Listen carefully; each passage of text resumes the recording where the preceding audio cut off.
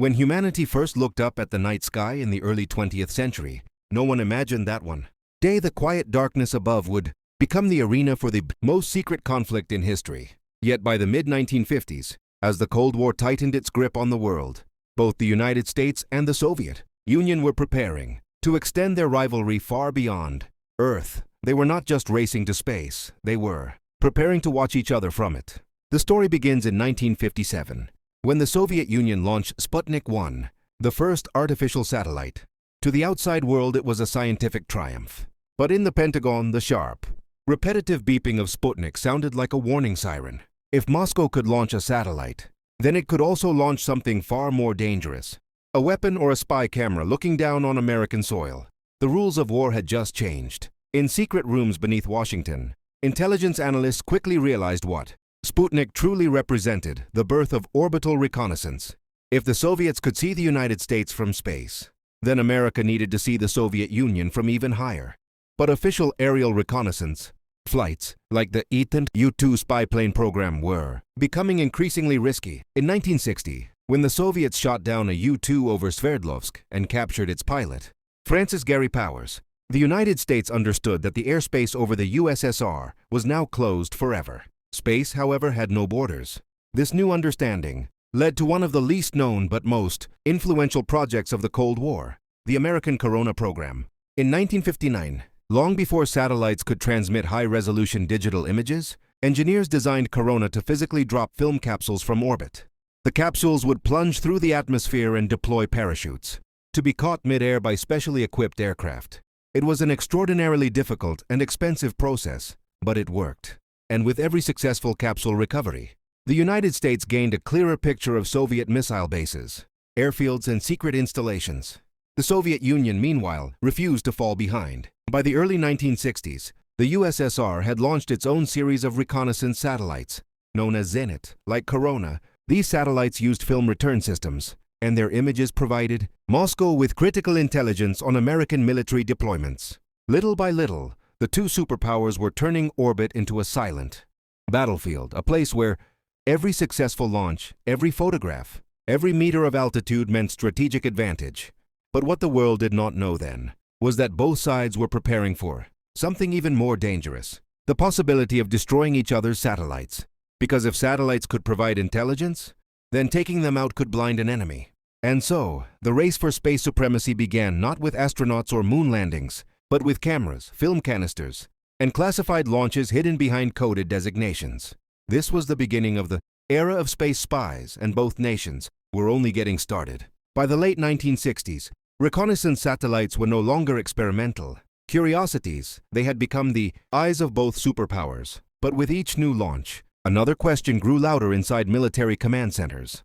What if the enemy decides to blind us? And this fear drove both nations toward a new frontier of military technology: anti-satellite weapons. In 1967, the United States conducted a classified program known as Project Saint. Its objective was astonishing for the time: to deploy a satellite capable of approaching, inspecting, and potentially disabling another satellite in orbit. Officially, Saint was described as a satellite inspection system. Unofficially, it was a prototype space weapon. Although the project was eventually discontinued due to its enormous cost and technical difficulties, it marked a turning point. The Pentagon now believed that future wars might begin not on land or sea, but hundreds of kilometers above Earth. The Soviet Union watched these developments with growing suspicion. In response, the USSR began testing something far more aggressive: a real, kinetic anti-satellite weapon. Starting in the late 1960s, the Soviets launched a system called Istrebitel Sputnikov, literally, satellite killer.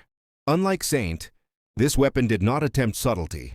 It was designed to intercept a target satellite, detonate an explosive charge, and destroy it with shrapnel. Each test left behind a cloud of debris, a dangerous reminder that orbit could quickly become a hazardous minefield.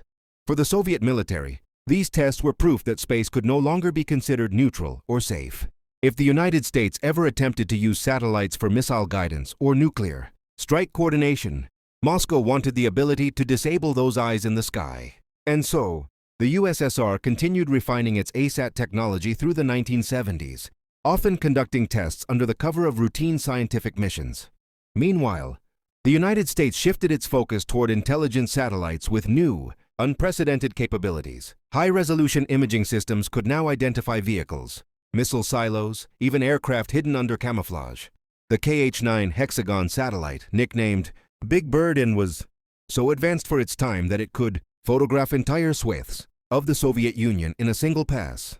With each successful mission, the U.S. gained a clearer understanding of Soviet military strength, reducing uncertainties and stabilizing the nuclear balance. But as satellites became more important, so did the fear of losing them.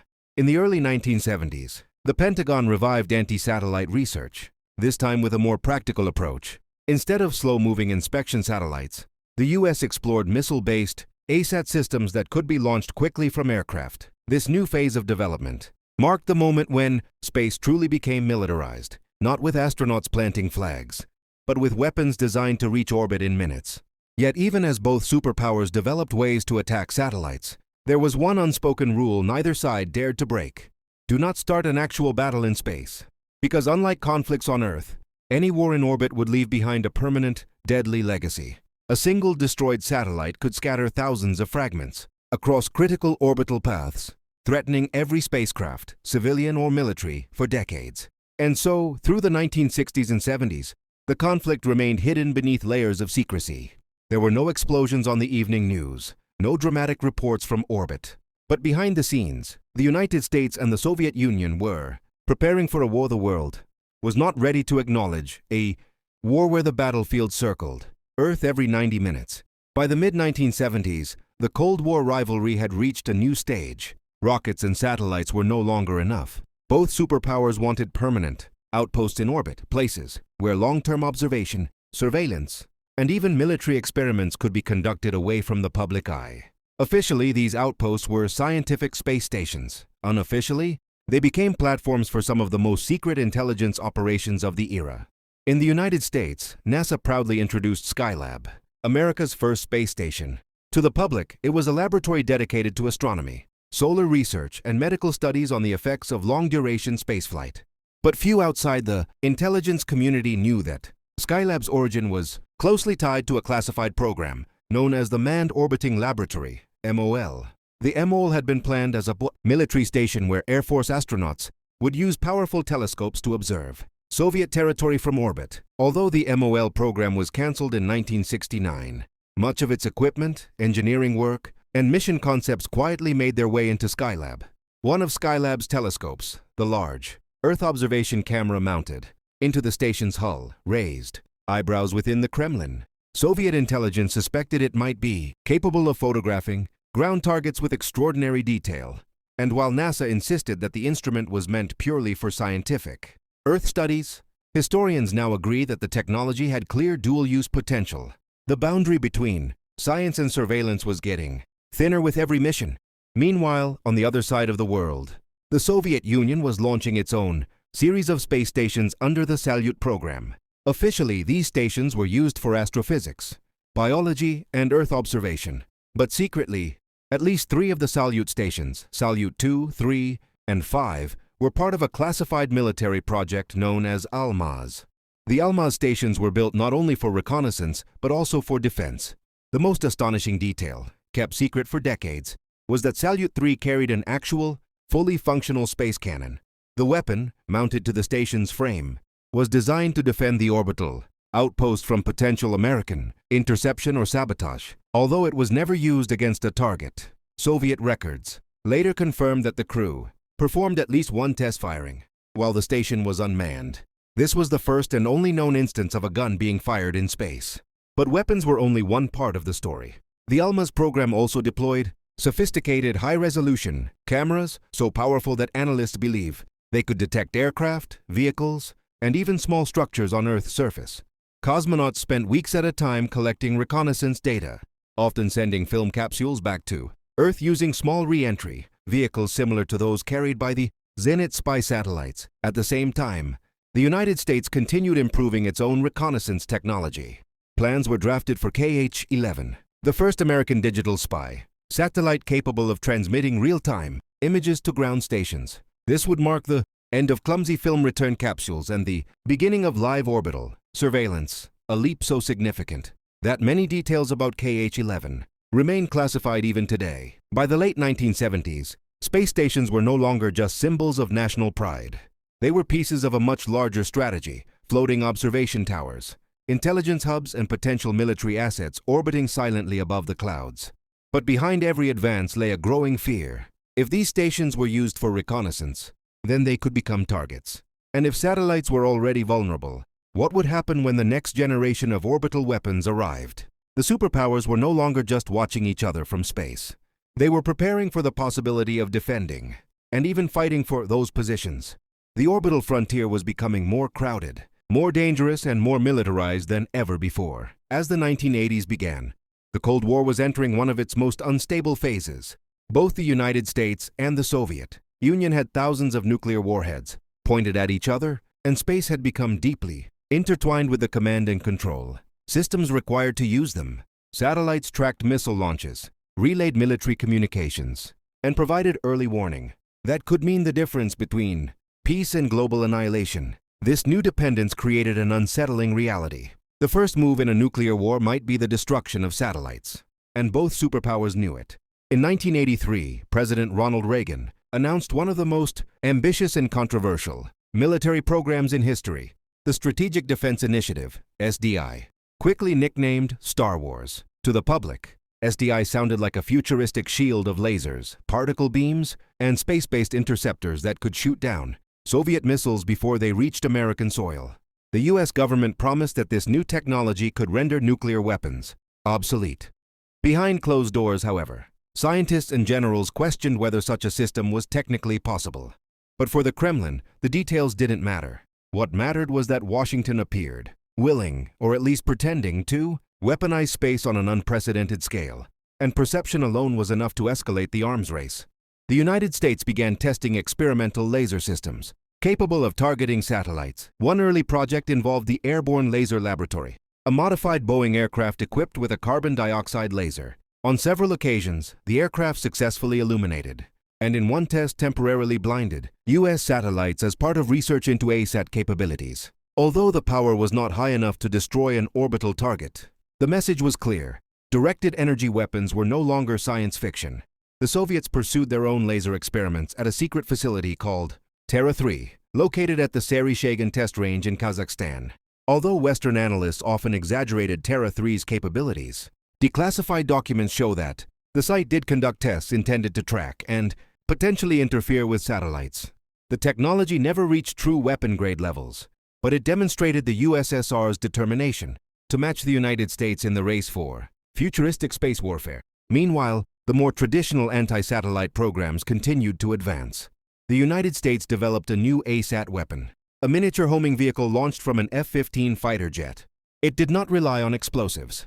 Instead, it destroyed its target through direct kinetic impact. In 1985, the U.S. tested the system against an aging scientific satellite called Solwind. The missile struck the satellite at high speed, shattering it into hundreds of pieces.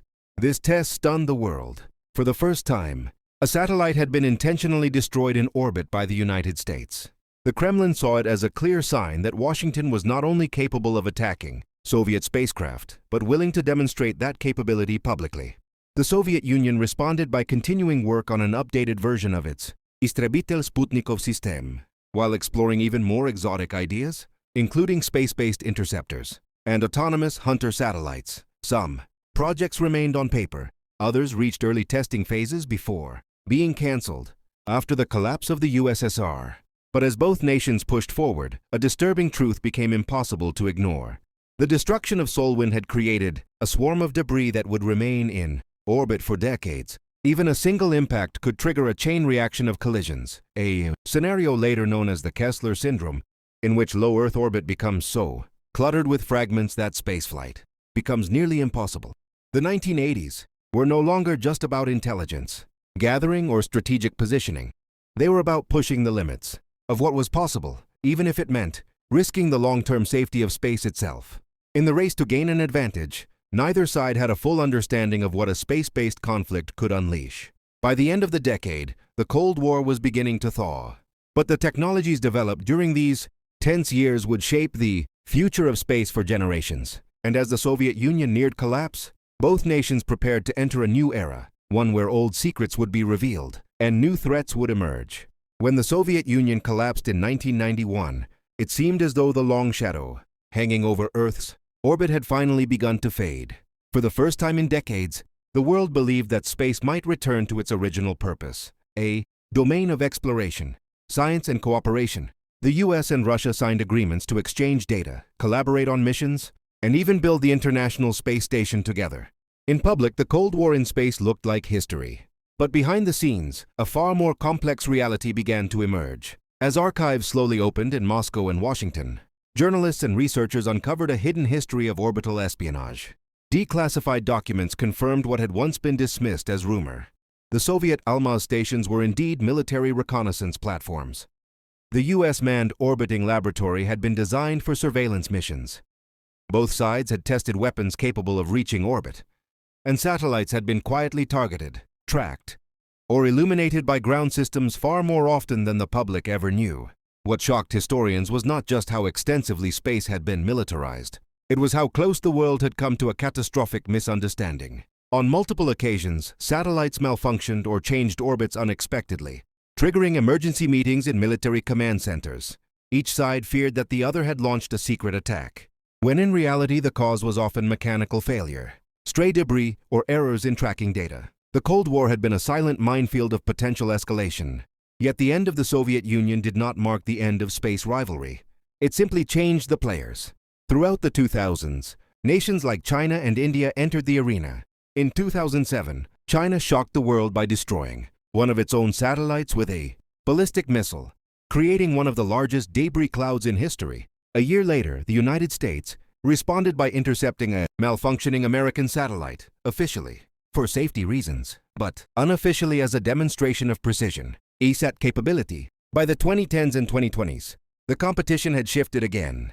Now sabotage did not require physical destruction. Nations developed cyber tools capable of interfering with satellites, jamming systems to disrupt communications, and proximity satellites capable of maneuvering near foreign spacecraft, sometimes to inspect, sometimes to intimidate. Russia tested a new generation of anti-satellite missiles, including the 2021 strike on Cosmos 1408, which produced thousands of dangerous debris fragments. China tested robotic grappling arms, officially for servicing satellites, though analysts noted they could just as easily disable them. The United States expanded its own space defense programs, forming the U.S. Space Force and quietly developing countermeasures against orbital threats. The battlefield had changed, but the logic remained the same. Whoever controls space controls the flow of information, communication, and global power. And yet, despite all the secrecy, rivalry, and potential danger, one truth has become clearer with time. The world is now more dependent on satellites than ever before. GPS navigation, weather forecasting, internet connectivity, international finance, almost every part of modern life relies on spacecraft orbiting quietly overhead. A war in space would no longer be a hidden conflict between superpowers. It would impact every person on Earth. This realization has pushed some nations toward new treaties, new negotiations, and new efforts to prevent escalation. Others continue to pursue advanced capabilities, believing that the next major conflict will begin, as planners feared decades ago, with the blinding of satellites. As we look to the future, the legacy of the Cold War reminds us of a sobering lesson. Space was never a peaceful frontier by default. It was made peaceful only by restraint. And whether the next generation inherits a sky filled with cooperation or confrontation depends on choices being made right now in laboratories, command centers, and political halls across the world. Orbit is no longer a silent battlefield from the shadows of the past. It is the most critical arena of the modern age, and it is a battlefield we cannot afford to lose.